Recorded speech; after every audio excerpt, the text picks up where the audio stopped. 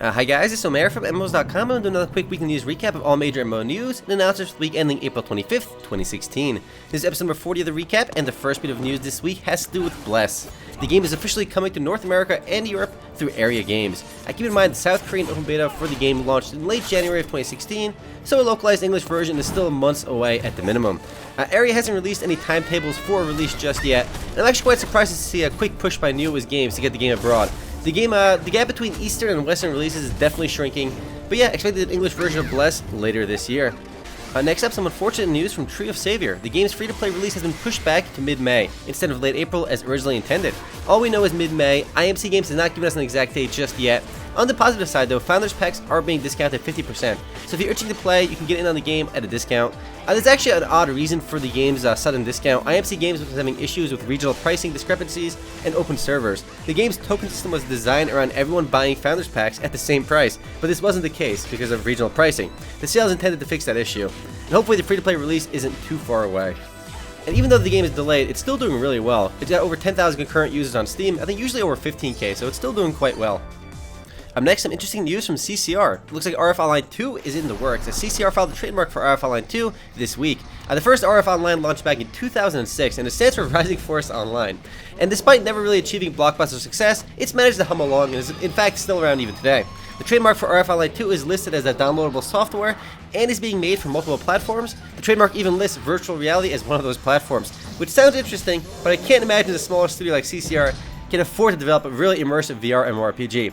Hopefully we get official announcements from CCR as well, because all of this is based on trademark data that MMO culture discovered. And because there's basically no news on this, you're seeing RF Online in the background. There's really no screenshots or anything for RF Online 2 just yet, just that they filed the trademark. Next up, CCP officially unveils Project Nova, and CCP is coming behind EVE Online in case you didn't know. It's a follow-up to Dust 514, which was cancelled. It's an FPS that's been in development from CCP's Shanghai studio, and is powered by Unreal 4. The game is a 6v6 shooter set in the EVE universe, but unlike Dust 514, won't connect to the EVE Online universe in any actual way, or the EVE Online game rather, so it's not nearly as ambitious, but it also means it's more likely to actually come out. Not much is known about the game at the moment, but we do know it'll be free to play.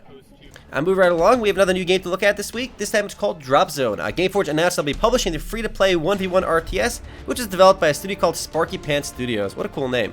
Which is made up of industry veterans who worked on Rise of Nations and Civilization 2. Both games I've actually played. Rise of Nations in particular is pretty interesting, but nothing to really brag about.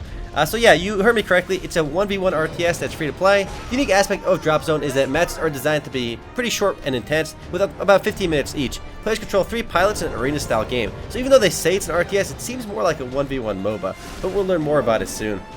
Up next, another new game we can look at this week. This time it's Elder Scrolls Legends. We first mentioned this game back in June of 2015 when it was first announced, and it was supposed to release in 2015, but it got pushed back into 2016, and now the game is officially in closed beta. You can see some actual gameplay in the video in the background, and it's a class-based CCG, so I guess it'll be a bit like Hearthstone, but we'll learn more about it when I actually get my hands on it, so expect a first look for it relatively soon. Next up, we have a pretty big update for the Culling called Trials of the Isle, which will be launching later this week on the 27th. And it'll be adding a lot of new features to the game, most notably private lobbies and female characters. Private lobbies is actually pretty fun because prior to this, you could only play with one other friend at a time. So either 1v1 or 2v2, now you can play with all your friends at once. So it's a nice, nifty little feature. I mean, the game's had a lot of updates since release, balance things, and all the other goodies. But private lobbies are finally going to be here. Next up, Webzen announced an expansion pack for Fly for Fun called Turning Point Part 1. So I guess there'll be a Turning Point Part 2 later too. Unfortunately, there's really no information on the update or when it's actually going to launch. We just know it'll be launching in NA/EU later this year. And yes, I'm talking about the same Fly for Fun that launched back in 2005. So yes, it's an older game, but as we've seen, a lot of these older games do survive for a long time. Webzen did say though that the update was actually very well received in Asia, but that's all we know right now. I'm moving right along. Now that Battleborn ended its open beta testing, we did get some data from them regarding how many people actually played the beta, and according to Gearbox, over 2 million people played the Battleborn beta during those few free days. Keep in mind though, when the game actually launches, it'll be $60. It's a retail FPS/MOBA hybrid, and even though the game is fun, it's $60, which seems kind of iffy because most of these MOBAs are free to play, so we'll see how Battleborn does. Next, Asta Online from Webzen receives its first major content update since going into open beta on March 2nd. The core of the update is the addition of the very hard difficulty for the Throne of the Gladiator and Water God's Oracle raid dungeons, and as you probably guessed, very hard just makes the monsters more difficult and increases the challenge. Keep in mind, each dungeon can be completed only once per day. And along with the new difficulty, there's also a new PvP map, And there's also full patch notes available on Asta.webzen.com. And of course, there's bug fixes and a lot of other smaller changes as well.